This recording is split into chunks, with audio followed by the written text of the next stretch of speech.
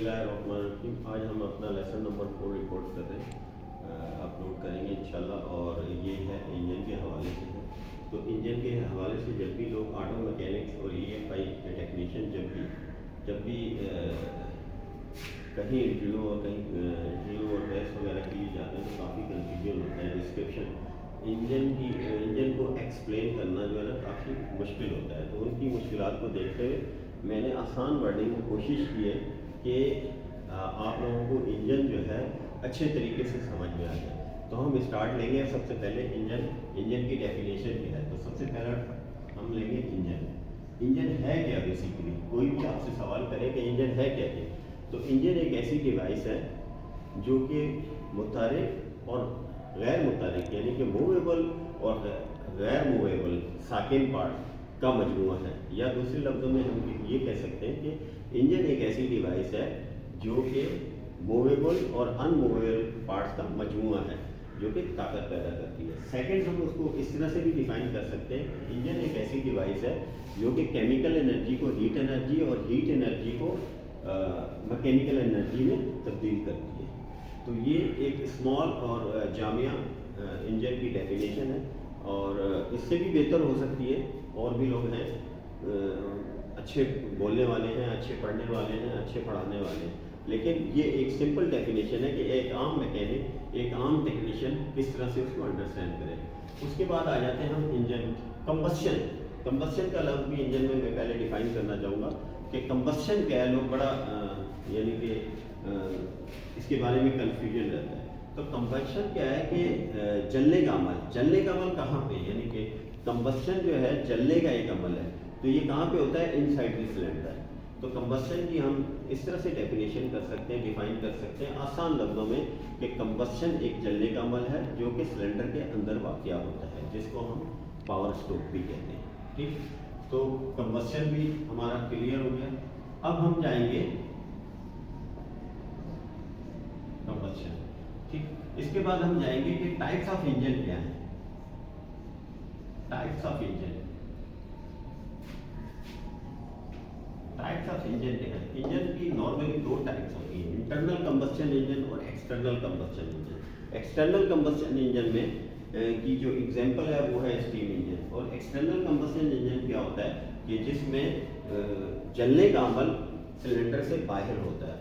अच्छा, दूसरी टाइप क्या है, internal combustion engine.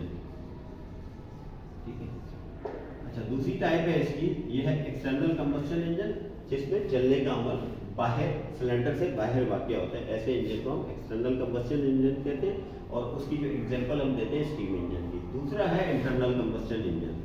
Internal combustion engine, इस इंजन में जलने का अमल सिलेंडर के अंदर वाक़या होता है। अब इंटरनल कंबस्शन इंजन की भी जो है टाइप्स होती हैं। इंटरनल कंबस्शन इंजन की भी टाइप्स होती है। ठीक है, इसकी भी टाइप्स होती है। इसकी दो टाइप्स होती है, एक जो है रोटरी इंजन और दूसरा रेसिप्रोकेटिंग इंजन।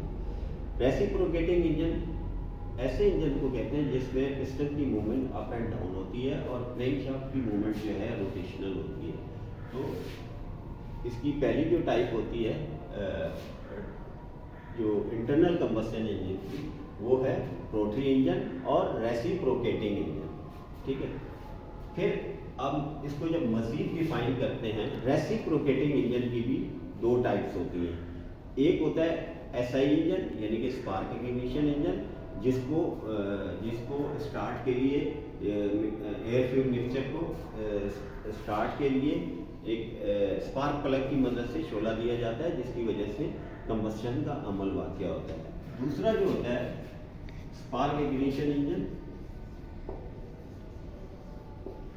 अच्छा, दूसरा इसमें होता है CI इंजन यानी कि कंप्रेशन इग्निशन इंजन।